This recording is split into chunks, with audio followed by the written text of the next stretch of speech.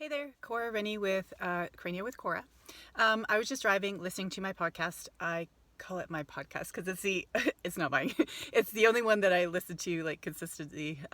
It's We Can Do Hard Things with Glennon Doyle, Abby Wambach, Sister Amanda. And this episode that I was listening to is episode 319 with Prentis Hemphill. I hope I'm pronouncing that right. And it's about embodiment, healing trauma.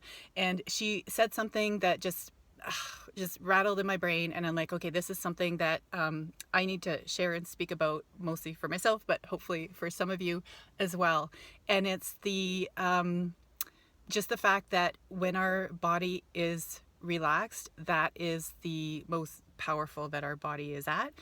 And just in terms of when our body's tense and holding, so in a holding pattern, in a protective mode, constricted, we are so limited in the movements that we can make from that place. And so our options are limited. When we're in protection mode, we've already closed off some options and choices that would otherwise be available to us. And I can see how this is true for our minds, as what body-mind is connected. So similarly, if we're in protection and holding, we won't see what options are actually available to us. We won't see basically won't see what's available. We won't see possibility.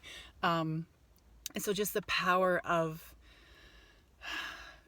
safety that will allow the release of those protective mechanisms, and just how that really affects how we move in the world and how we interact with the world and even how we see the things that are happening in our world is so powerful. And I feel that that's what CranioSacral Therapy has brought into me, into my body, and into my life. But it's been a lifeline for me, and I think that the more people hear about it and talk about it and maybe try it, it can be that for you as well. Oh my God, but just listen to that episode. She also talks about being regulated as a parent. There's just so many nuggets of wisdom in that one episode. And then please, as a side note, you need to be a follower of that podcast because they talk about the things that are real, and they are all on the path of growing and evolving and becoming better selves. And the amount of love and respect that they have for each other is palpable when you listen to their podcast. They have conversations with amazing guests.